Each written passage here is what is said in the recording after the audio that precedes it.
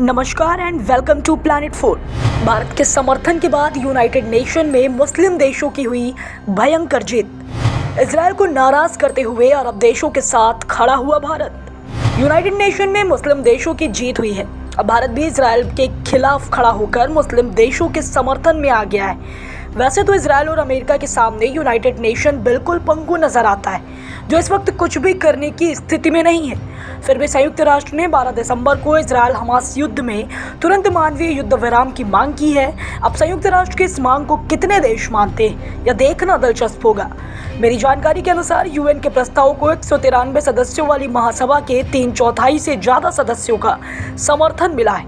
यहाँ से साफ हो जाता है कि इजरायल के खिलाफ काफी देशों का गुस्सा भड़का हुआ है। ऐसे में भारत के सामने भी यह मुसीबत थी कि वह इजरायल की मदद करे या फिर नहीं। अगर कायदे से देखा जाए तो इस वक्त इजरायल के साथ अमेरिका और ब्रिटेन जैसे देश संकल्पित तरीके से खड़े हैं। भारत भी ऊपरी समर्थन कर रहा है, लेकिन भारत मुस्लिम देशों के साथ भी अपने रिश्ते खराब नहीं चाहता।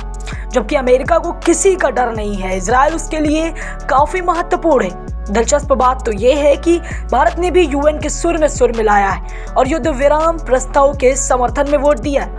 क्या वह वही प्रस्ताव है जिसे पिछले दिनों सुरक्षा परिषद यूएनएससी में अमेरिका ने वीटो कर दिया था? हालांकि अमेरिका इतना ताकतवर है कि वह मुस्लिम देशों का प्रेशर झेल सके, लेकिन अफसोस यह है कि भारत इजरायल की मदद नहीं कर सका। वैसे देखा जाए तो इजरायल की तरफ से भारत की अनकंडीशन सपोर्ट मिलता आ रहा है, लेकिन भारत में अगर लोगों की बात करें तो सभी लोग दो हिस्सों में बैठे हुए हैं, लेकिन कोई भी मासूमों की मौत सही नहीं ठहरा सकता। आपको बता यूएन के इस प्रस्ताव को अरब देशों का समर्थन हासिल है। भारत ने भी प्रस्ताव के पक्ष में वोटिंग की है।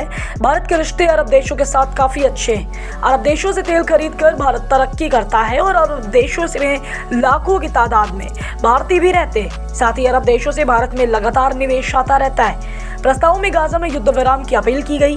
इसके पक्ष में 153 वोट पड़े, जबकि इसके खिलाफ सिर्फ 10 ही सदस्य थे, जो वही 23 सदस्यों ने वोटिंग से परहेज किया है। अमेरिका के पास इस महासभा में यानी कि संयुक्त राष्ट्र में वीटो का अधिकार नहीं है। वह केवल विरोध कर सकता है, लेकिन किसी प्रस्ताव को रोक नहीं सकता।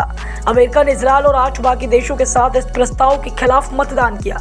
यहाँ भारत अमेरिका और इजरायल के विरुद्ध जाकर रूस और अरब देशों का साथ दे रहा है। भारत को यह भी पता है कि अमेरिका भी युद्ध विराम चाहता है, लेकिन वह इजरायल की जिद के पीछे ज्यादा कुछ नहीं कर पा रहा। ऐसे में बहुमत के साथ चलकर भारत ने समझदारी दिखाई है। इससे पहले भी भारत ने 13 नवंबर को आए एक प्रस्ताव पर भी इजरायल के खिलाफ वोट किया था।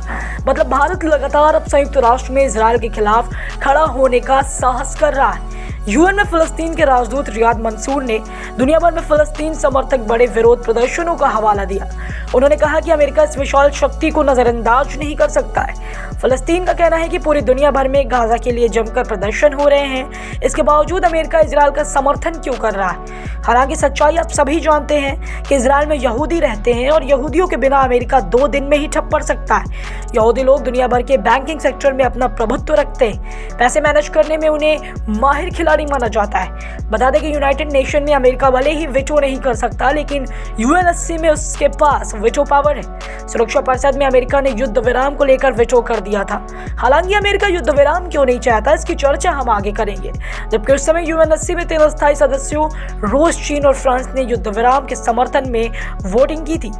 यूएनएससी में अमेरिकी राजदूत रॉबर्ट वुड ने यूएन की आलोचना की थी। उन्होंने कहा था कि वह इजरायल में हमलों की निंदा करने में असफल रहा। अमेरिका का कहना है कि यूनाइटेड नेशन को गाजा में हुए नरसंहार दिख रहे हैं, लेकिन यहूदियों के खिलाफ हुए नरसंहार क्यों नहीं दिखते? वुड ने कहा कि सैन्य कार्रवाई रोकने से हमास को गाजा पर शासन जारी रखने की मंजूरी मिल जाएगी। साथ ही यह प्रस्ताव सिर्फ अगले युद्ध के लिए बीज बोने का काम करेगा। एक तरह से अमेरिका का कहना भी ठीक है, क्योंकि अगर गाजा में हमास जिंदा बचता है तो फिर दोबारा खड़ा होकर इजरायल में खूनी हमले का प्लान तैयार करेंगे और फिर इजरायल को गाजा पर हमला करना होगा। इसलिए अमेरिका और इजरायल दोनों गाजा के हमास की प्रॉपर खल्लासी चाहते हैं। अमेरिका को यह भी चाहता है कि पूरे इलाके से हिजबुल्लाह और हुती का भी खात्मा किया जाए, तभी जाकर middle east Saudi rail corridor सुचारू रूप से कारगर हो सकेगा। फिलहाल इस पूरी अपडेट और विश्लेषण पर आप अपनी राय हमें नीचे कमेंट में जरूर बताएं। जल्द मिलते हैं एक और नई अपडेट के साथ। चैनल को सब्सक्राइब कर लीजिए ताकि आप सभी तक नेक्स्ट वीडियो आसानी से पहुंच सके। वीडियो अंत तक देखने के लिए आप सभी का धन्यवाद।